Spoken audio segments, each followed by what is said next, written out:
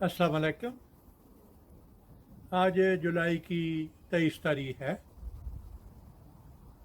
मैं इस वक्त सेब नंबर 6 के पास हूँ, जिस पे तकरीबन 10 मुख्तलिफ वेराइटी के पैमद लगे हुए हैं।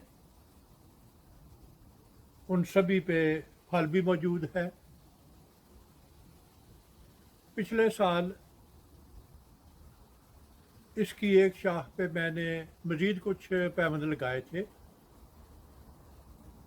तो अभी चूँकि पैमद लगाने का मौसम तो नहीं है, इसकी अभी तक मैंने अपडेट नहीं दी, तो मैंने सोचा कि जो चीज़ें रह गई हैं उन सभी की अपडेट भी देता चलूँ।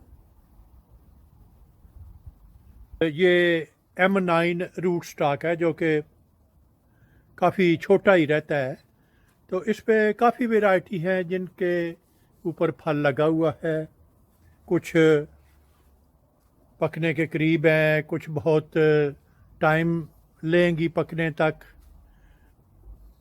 ये पैमद है जो कि बनाना ग्राफ्ट का तरीका इस्तेमाल करते हुए लगाया गया था, और इसके ऊपर भी काफ़ी फल है।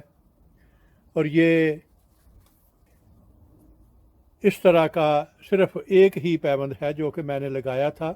हालांकि ये तरीका भी काफ़ी अच्छा है, ख़ुसूसन जब आपको किसी मोटी शाख के ऊपर पैबंद लगाना पड़े और आपके पास सायान भी काफ़ी मोटा हो, तो ये तरीका काफ़ी कामयाब रहता है।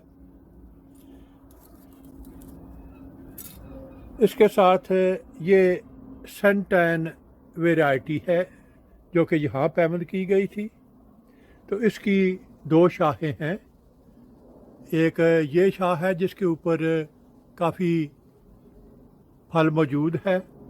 दूसरी पे मैंने पिछले साल 6 सितंबर को गाला वैरायटी के ये दो बड लगाए थे, और ऊपरी शाख का ऊपरी हिस्सा इसे मैंने काट दिया था, कुछ शाखें तोड़ दी थी। तो अभी इसका बाकी हिस्सा मैंने काट दिया है, और ये दो बड हैं।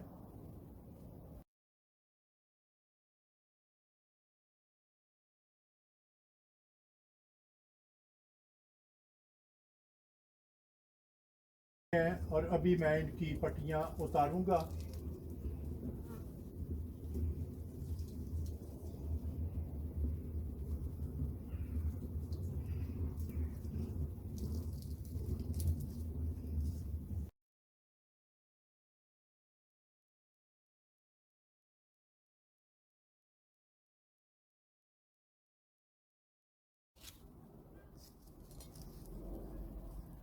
और ये आप देख सकते हैं कि गाला वैरायटी है, और ये पिछले साल 6 सितंबर को लगाए गए थे।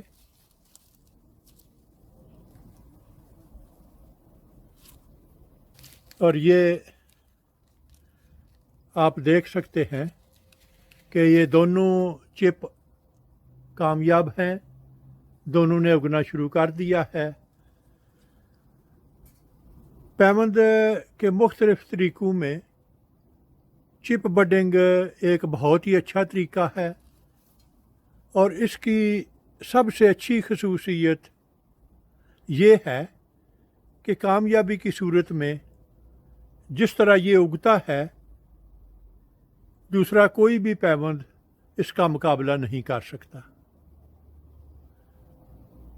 ये बहुत जल्दी अपने आप को दरख्त में पैवस्त कर लेता है। सही तरीके से लगाया जाए तो बहुत जल्दी बढ़ना शुरू कर देता है, और इसकी ग्रोथ दूसरे सभी पैबंद के मुकाबले में ज़्यादा होती है। तो अभी इस पे मुख्तलिफ वैरायटी के सेब लगे हुए हैं, और इसका कुछ हिस्सा वहाँ तक रसाई इस तरफ से है, और बाकी जो इसका आधा हिस्सा है वो दूसरी तरफ जहाँ हमारी ड्राइव है वो दूसरी तरफ से नज़र आ सकता है। तो अभी मैं आपको दूसरी तरफ लेके चलता हूँ।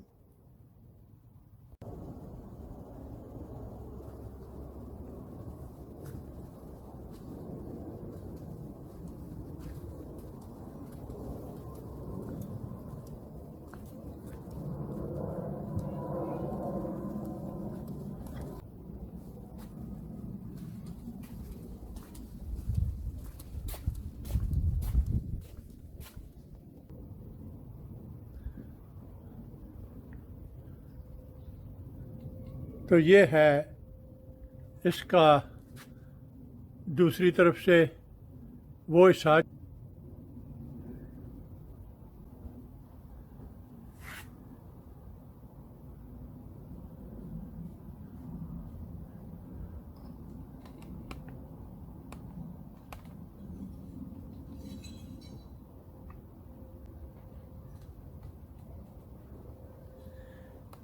और ये साइड फल से भरी हुई है।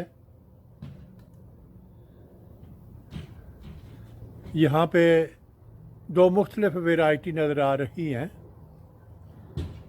ये जो नीचे चंद शाखें हैं इन पे हाला के घर से लाई गई वैरायटी है जो कि रंग बदल रही है, और ऊपर वाली तो तकरीबन तैयार हो चुकी है।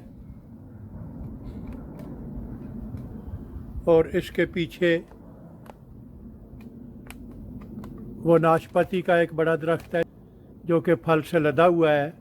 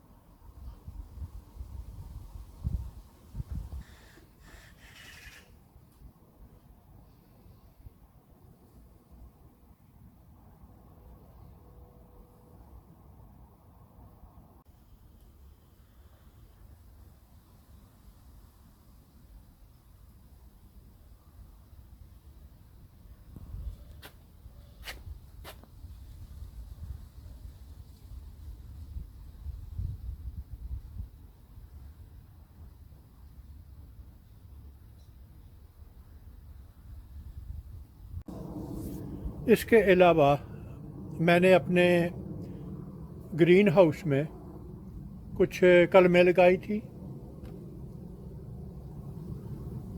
कुछ कलमें मैंने हाइड्रेंजिया के इस प्लांट से लेके तो वो लगाई थी, और ये है उसका रिज़ल्ट।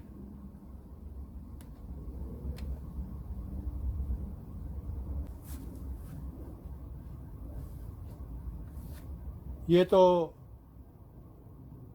कामयाब हो चुकी हैं। ये इसे ज़रा बड़े गमले में लगाया गया था, और ये दो इन्हें कप्स में लगाया गया था, जिनमें से एक तो खुश्क हो चुकी है मगर दूसरी अभी ज़िंदा है।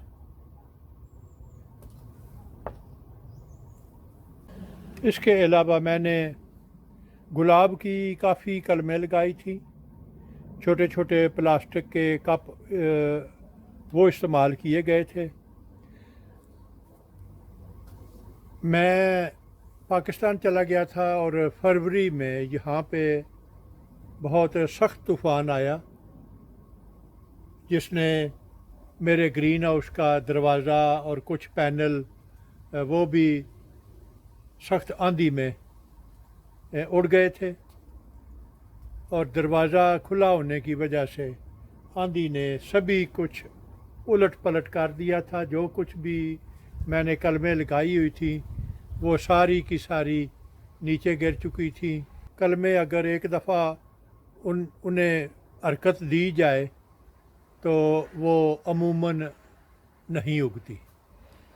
तो उनमें से सिर्फ ये 2 कलमे बची हैं, जो कि एक तो शायद इसके बचने की वजह ये थी कि इसे बड़े गमले में लगाया गया था और ये कम अज़ कम अपनी जगह पे कायम रहा है, और दूसरी कप में होने के बावजूद ये सलामत रह गई है। बाकी सभी तूफ़ान की नज़र हो चुकी हैं। ये तो थी कुछ अपडेट्स। इन सब के मुतल्लिक़ा वीडियो मैं नीचे डिस्क्रिप्शन में डाल दूँगा। अगर आप ओरिजिनल वीडियो देखना चाहें तो आप उस पर क्लिक करें तो आप उसे वो वीडियो भी आप देख सकेंगे। अभी मैंने ग्राफ्टिंग की अपडेट्स के बारे में बता दिया है। 10 जुलाई को ओपन गार्डन था। हमने 1100 पाउंड से कुछ ज़्यादा रकम जमा की है। तो अगले वीडियो में ओपन गार्डन के बारे में सभी तफसीलात आप तक पहुंचा दी जाएंगी। अगर आपको मेरा काम पसंद आए तो अपने दोस्त, अहबाब और रिश्तेदारों के साथ शेयर करें।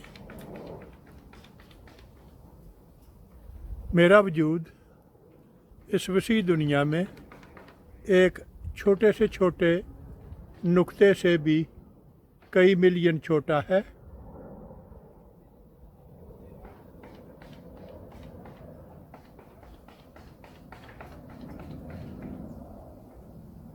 अगर आप एक दफ़ा मुझे गुम कर दें तो फिर शायद आपके लिए मुझे ढूंढ निकालना मुश्किल हो। तो क्यों ना इससे बचने के लिए आप मेरे चैनल को सब्सक्राइब करें, तो आपके लिए मुझ तक रसाई आसान होगी। शुक्रिया।